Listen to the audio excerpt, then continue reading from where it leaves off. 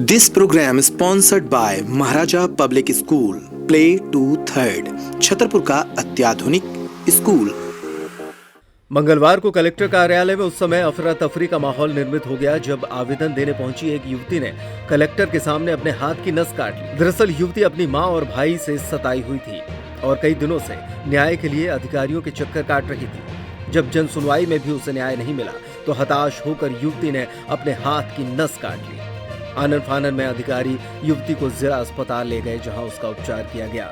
उपचार के बाद उसकी हालत खतरे से बाहर बताई गई है। मूलतः बारीगढ़ की रहने वाली सविता द्विवेदी ने बताया कि उसके परिवार में उसके अलावा उसकी 2 बहनें, एक भाई और मां है। उसके पिता नरेंद्र कुमार द्विवेदी शासकीय सेवक थे जिनका करीब 3 वर्ष पहले आकस्मिक निधन हो गया था।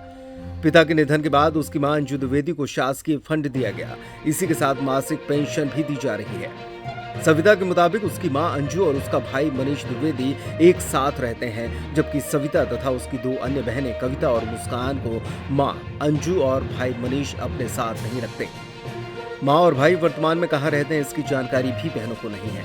तीनों बहनें वर्तमान में छतरपुर की चौबे कॉलोनी में रह रही हैं। सविता ने बताया कि पिता के निधन के बाद मिले पैसे और पेंशन से उसकी मां अंजू तीनों बहनों को भरण पोषण के लिए पैसे नहीं देती।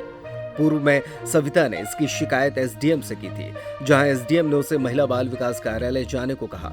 लेकिन जब वो महिला बाल विकास कार्यालय पहुंची तो वहां के कर्मचारियों ने सविता से मां और भाई का स्थायी पता पूछा, जो कि उसे मालूम नहीं है। जब महिला बाल विकास कार्यालय से भी न्याय नहीं मिला तो मंगलवार को सविता कलेक्टर की जनसुनवाई में पहुंची।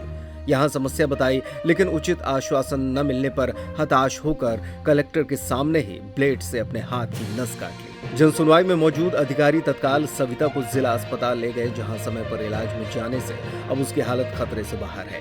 हमें हाथ इसलिए काटना पड़ा क्योंकि वो हमें न्याय नहीं दे रहे थे। वो कह रहे थे कि उन्होंने एसडीएम को दिया, फिर इसके बाद महिला बाल विकास में दे दिया। वो सोच रहे हैं कि हमें काउंसलिंग की जरूरत है। वो ये नहीं समझ रहे कि हमें अपने बहन के लिए न्याय चाहिए है। हम न्याय बस मंगाने गए थे उनसे, बाकी उनसे हमें और कोई आवश्यकता नहीं थी।